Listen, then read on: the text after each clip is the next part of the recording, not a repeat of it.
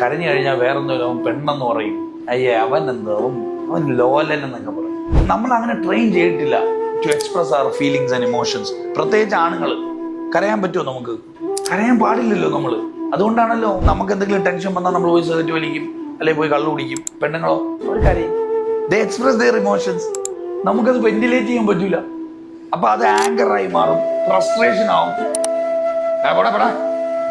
അരെ ഉള്ളി കരയാവൻ, ഉള്ളി കിടന്ന് കരഞ്ഞുകൊണ്ടിരിക്കുക. പക്ഷെ അത് എക്സ്പ്രസ് ചെയ്യാൻ പറ്റാത്തതുകൊണ്ട് ആ കരച്ചിൽ ദേഷ്യമായി മാറും. നമ്മൾ ചിലർ മുരടനാണെന്നൊക്കെ പറയും. ഒന്നും ഓൻ ഒരു ഒരു ഒരു ഒരു വല്ലാത്ത സൈസാണ് അയാൾ, ഒരു ദുഷ്ടനാണെന്നൊക്കെ പറയും, റഫാണെന്ന് പറയും. എടാ അയാൾ ഉള്ളി കരയാ. അതൊക്കെ പുറത്ത് കരയാൻ പറ്റുന്നൊരു അവസരം ഈ സൊസൈറ്റി കൊടുത്തിട്ടില്ല.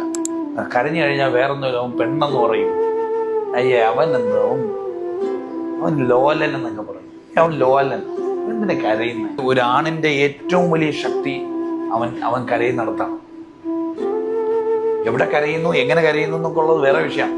പക്ഷെ കരയാൻ തോന്നുമ്പോൾ കരയാൻ പറ്റണം, ചിരിക്കാൻ തോന്നുമ്പോൾ ചിരിക്കാൻ പറ്റണം, ദേഷ്യം വരാൻ തോന്നുമ്പോൾ ദേഷ്യം വരും വേണം. മനസ്സിൽ വെച്ചിട്ട് കാര്യമില്ല, എക്സ്പ്രസ് ചെയ്യാൻ പഠിക്കണം.